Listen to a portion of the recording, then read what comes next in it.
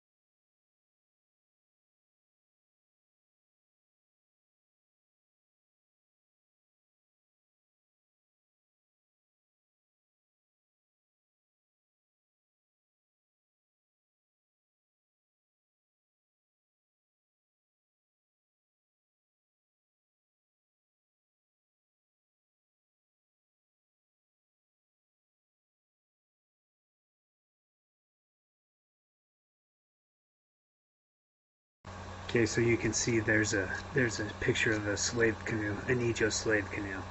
So here you got, 20 or so men pushing a boat, and underneath them are all the slaves that they captured. So it's pretty ingenious, really. It's horrific, but it's what they did to survive.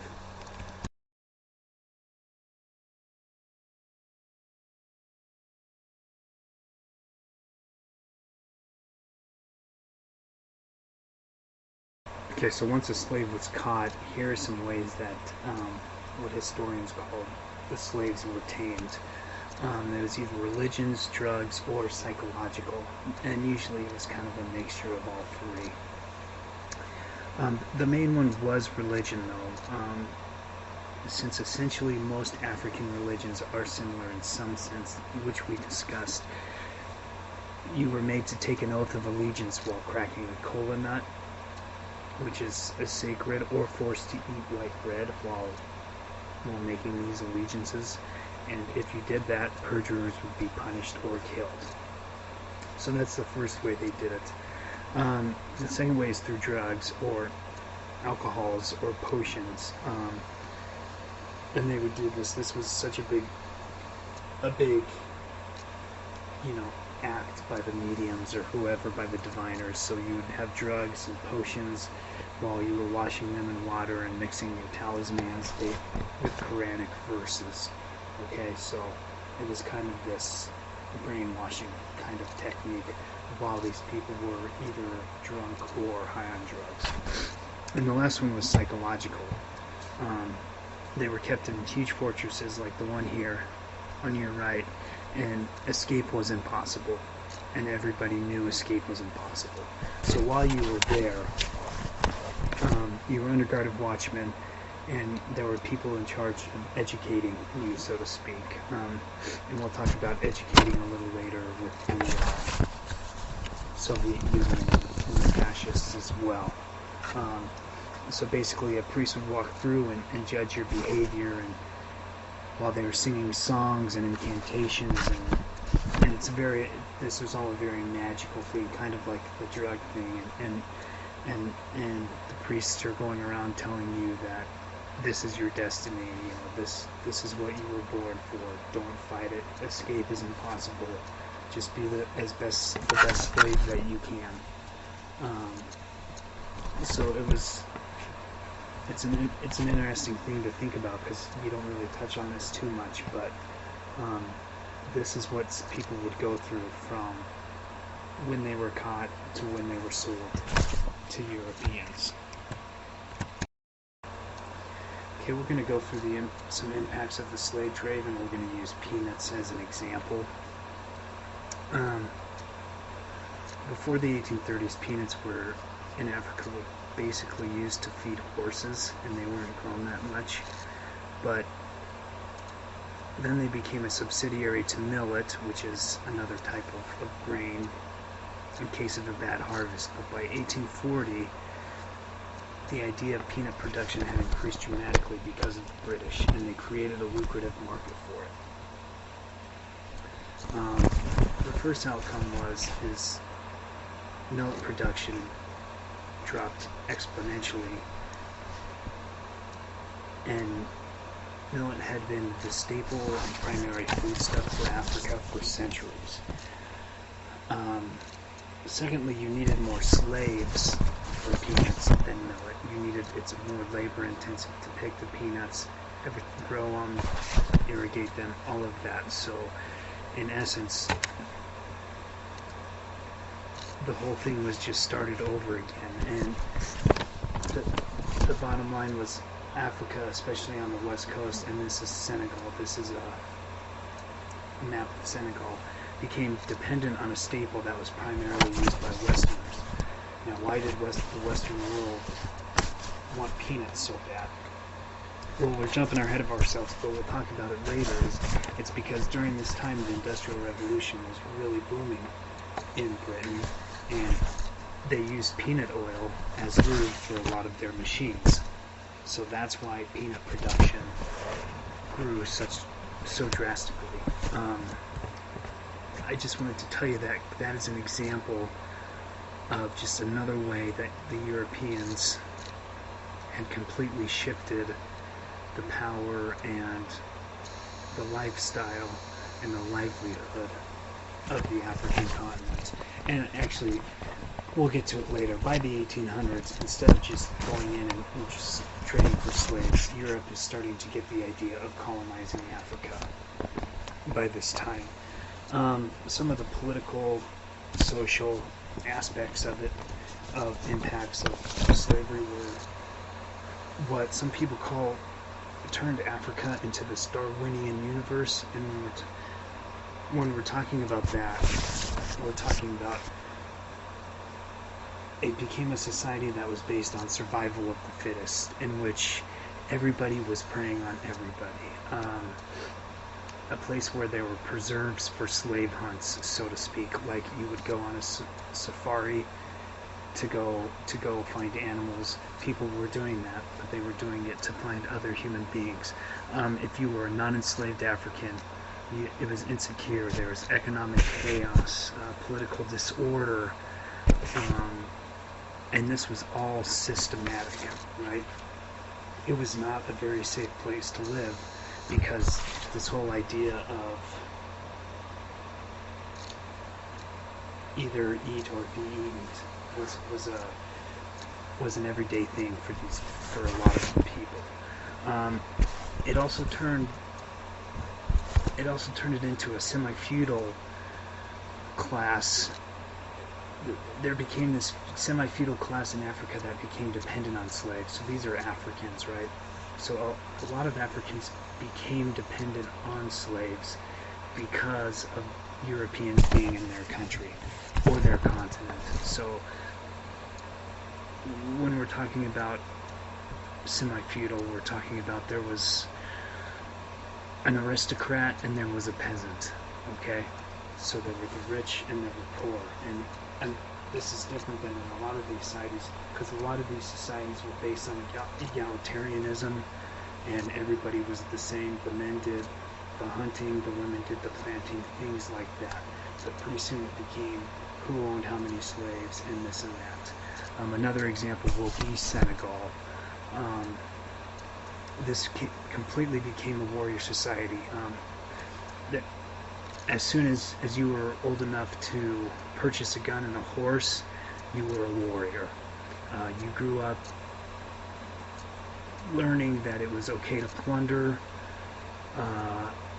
work your field with slaves that you capture, and it would be beneath your dignity to perform work which would be left for women, so that, or slaves, which would be, the planting, the agriculture, things like that. So a whole society of Senegalese were born with that attitude, this kind of chauvinistic, violent classism idea, right? I'm better than you because I'm a bandit, or I have a gun and a horse and you do not. There's that idea that came out of this. Also, there was, and we've kind of discussed this already with Dahomey and a few other Congo. It was this idea that state violence became very heavy-handed,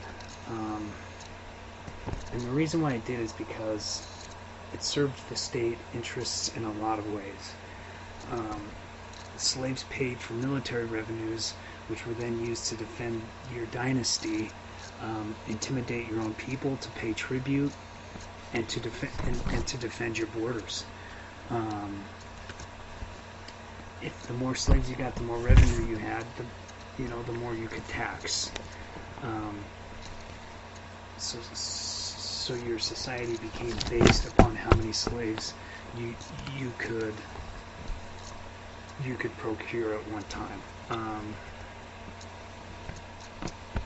And like we talked about a little bit before this, not only with the idea of state violence, but a lot of local customs began to go away as well. We talked about the textiles, pot making, pot is in pots and pans, anything that you would think of as kind of a local, indigenous cultural process. A lot of these things were being lost. this identity of being African, or this identity of being some type of tribe. And you guys will read this in your Things Fall Apart book. This is kind of what happens when Europeans do get to mainland Africa. So those are just a few of the impacts, besides the actual number of people who were stolen from the continent. These are kind of some of the impacts of the slave trade. Okay, so we talked a little bit about the legacy, but we'll just kind of end it here, and then we'll discuss the slave trade debate real quickly. The legacy, a lot of people say the legacy of the slave trade you can still see in Africa today, because they're saying even though it was 500 years ago, starting 500 years ago, many of Africans' best people and descendants were not only stolen from the continent, but the ones who were left there thought that there's this get-rich-quick attitude that pervades society, as in, like, I can get slaves and I can sell them and I can make money quickly. Whereas before that, there was not such a thing on the African continent. Also, many people argue that there was just a complete loss of legality and respect for other human beings that goes with this. Anytime you are trading in other human beings, then you obviously do not respect them, and they are saying that this pervades society, a lot of African society into today. I think it pervades a lot of societies, period. I mean, the slave trade is still going on today, especially young women. So but many people say a lot of the bad things that happened in Africa today, have a direct correlation with the slave trade in itself. Now, some people argue that it was a mixed blessing, the slave trade, because you did get guns, textiles, things of that nature for gold, ivory, pepper, and palm oil, which accelerated the centralization and the growth of states. So, in essence, what they're arguing is even though it was a slave trade, it was a trade, and it brought Africans things that they needed to make a centralized government. So basically, even though you have these governments that are completely formed, or cities that are formed for the slave trade, at least they were formed, right? And centralization is good. A lot of people became wealthy through this, they say. You get new foods like plantains, sweet potatoes, pineapples, peanuts, corn. Trade routes increased, things of that nature. But those are just some very weak arguments for the bottom line is they were trading in humans, and they were getting things for it, and it was mostly guns. Some people argue that it may have thrown back African civilization 400 or 500 years, in the sense that really the African continent itself has still not gotten over all of this legacy of the slave trade. Also, what goes with that is just the idea that since the slave trade was in full effect, there has just been banditry throughout the country, and it goes on today. There are a lot of places in Africa that really aren't that safe, but I mean, there's a lot of places in America that really aren't that safe either. So that's kind of, it's a good argument, but there are unsafe places elsewhere. One of the main legacies is that after about 1650, with diminishing exceptions, production for export became monoculture, so to speak, in human beings. Basically, Europeans were doing the opposite. They were producing for export.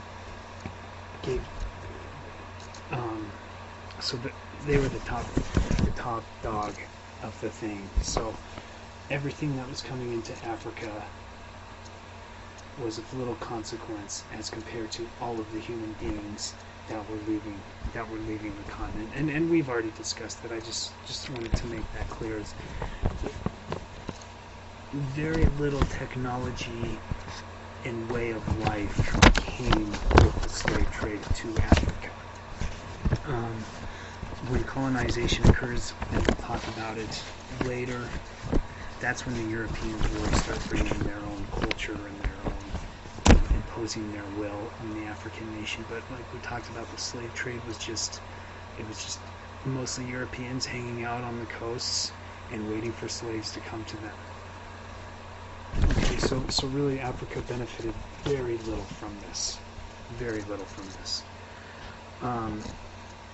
A few numbers on where the slaves went. I don't know if you are aware of this or not, but only about 1 in 20 of the slaves actually went to America.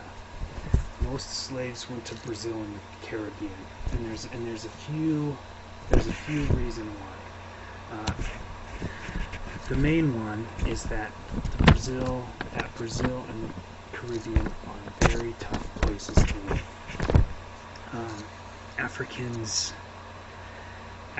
were dying, even though they were more immune to Europeans and even to the indigenous Americans. They were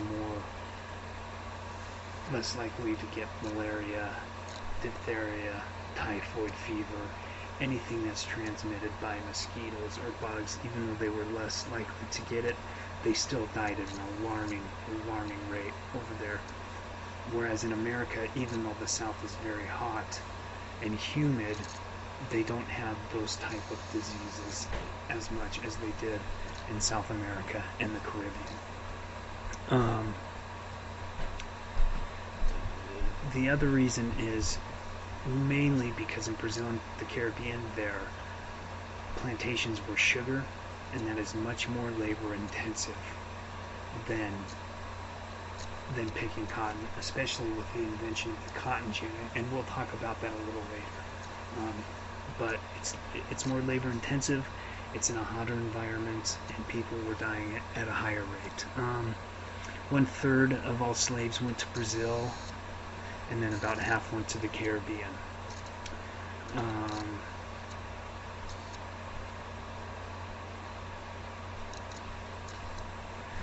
There's also this idea, one more reason why, there's also this idea that it was actually cheaper to have a slave die and then go get another one than it was to have a slave born on your plantation. Because when you have a slave born on your plantation, that means the mom is going to be out of work for at least 3 months, right? And then you have to feed her that whole time, and then when a baby is born, you have to feed that baby and make sure it grows up so it can work, and that takes years and years and years. So this whole idea is that it is cheaper to import than it was to raise families, because then when you get a family, then you have to allow leisure time, rations, and other privileges that other slaves would not get. So it is this idea that it's cheaper just to let a man die than it is for him to procreate. So that's kind of the legacy issue of Africa, and then we'll briefly talk about the slave debate, and then we'll be finished with week 3 of class.